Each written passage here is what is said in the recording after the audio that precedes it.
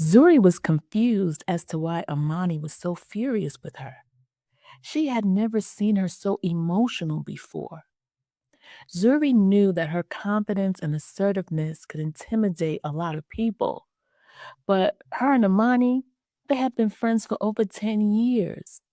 And although her bluntness can be taken to be arrogance, she knows she's a good person at heart.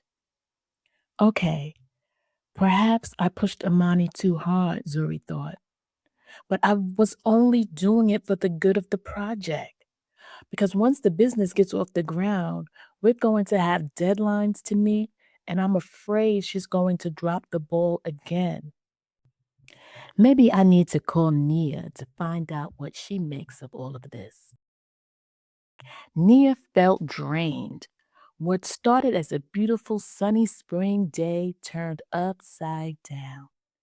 Nia didn't know why Amani got so upset. Zuri does what she always does. So why would Amani think today would be any different? I guess she's been feeling like this for a while now. Nia started feeling bad because she realized she had been siding with Zuri a lot lately and not recognizing Amani's contributions. She thought about how upset she would be if all of her ideas were constantly being knocked down. Maybe I'll text Amani when I get home to see if she's ready to talk about it. Amani sits in her car, still fussing as she drove the long way home.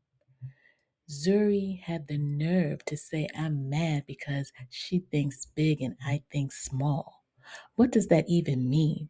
I could have started this business on my own, but I chose to include them, and now she wants to take over the entire process. I don't even have a say so in any of the real decisions being made. Before Nia could text Amani, her phone rang. Well, hello there, Nia. Oh, hey. How you doing?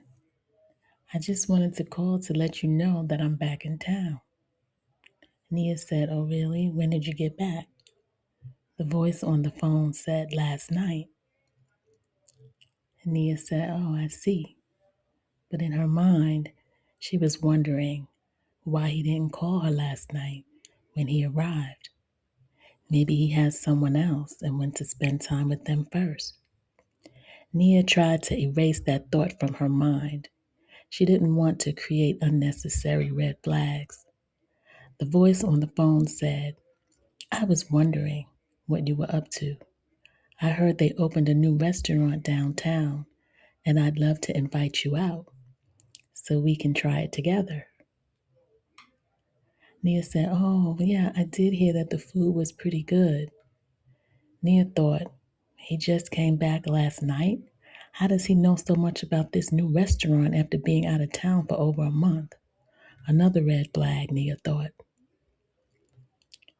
Amani, Zuri, and I were thinking about going to have brunch there together, but I guess with all that happened today, which is a long story, it might be some time before we all get a chance to meet again. Nia said, I'd love to go. The voice over the phone said, okay, how about I pick you up at 7? Or do you want to meet me there? Well, Nia said, this evening isn't so good for me. I had a really long day, but I hear the lunch menu is awesome. What about meeting for lunch tomorrow? The voice over the phone agreed to Nia's terms and said, okay, then it's a date. All right, I'll see you tomorrow at noon then. They said their goodbyes for now and hung up. Nia didn't want to put all her eggs into one basket. She wasn't sure if he was the one for her. He's out of town more than he's around, and she didn't want to live her life only seeing her man once or twice a month. She thought maybe I'll just tell him tomorrow that I don't think I'm interested in this type of relationship. It's not that I'm insecure or anything. There's just too much time and space between us, and FaceTime just doesn't do it for me. As Amani walks into her house, her husband Isaiah is at home. Babe, what's wrong? What's the matter? Amani couldn't hold back her tears. She started crying, melting into her husband's arms. Zuri and I had a big fight. A fight, her husband said. We're not friends anymore. Amani continues to sob as Isaiah takes his thumbs and wipes her tears away. Oh, baby, I'm sorry to hear that. I'm sure it's just a little hiccup. You two will be friends again soon. Don't cry. Amani really loves Isaiah. He always seems to be there for her in her time of need. They've been married for 7 years and have 2 children together. He's the only one who gets her. He and Zuri's man are best friends. Isaiah said, Did you get anything to eat? Are you hungry? Amani said no as she reached for the tissue box to blow her nose. Then let me make you some tea. Would you like that? Amani shook her head in agreement. Okay, go upstairs, wash your face, and I'll get the tea ready. Amani goes to take a shower to wash off the bad memory of the day. Maybe I shouldn't have said anything. Maybe I should have just accepted the task Zuri was giving me, and I wouldn't be feeling so sad right now. As Amani let the water cascade down her face, she started to feel just a little better. When Zuri got home and opened the door, Xavier yelled from his favorite spot, the living room couch. Hey, beautiful, you're back already? Zuri and Xavier have been living together for almost 10 years now.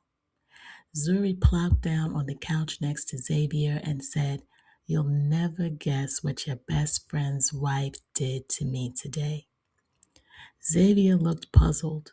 He looked at Zuri, and he had never seen her so frazzled. Sweetie, what happened? Amani jumped in my face and told me she wasn't my flunky and that I'm lazy and how she doesn't want to be my friend anymore.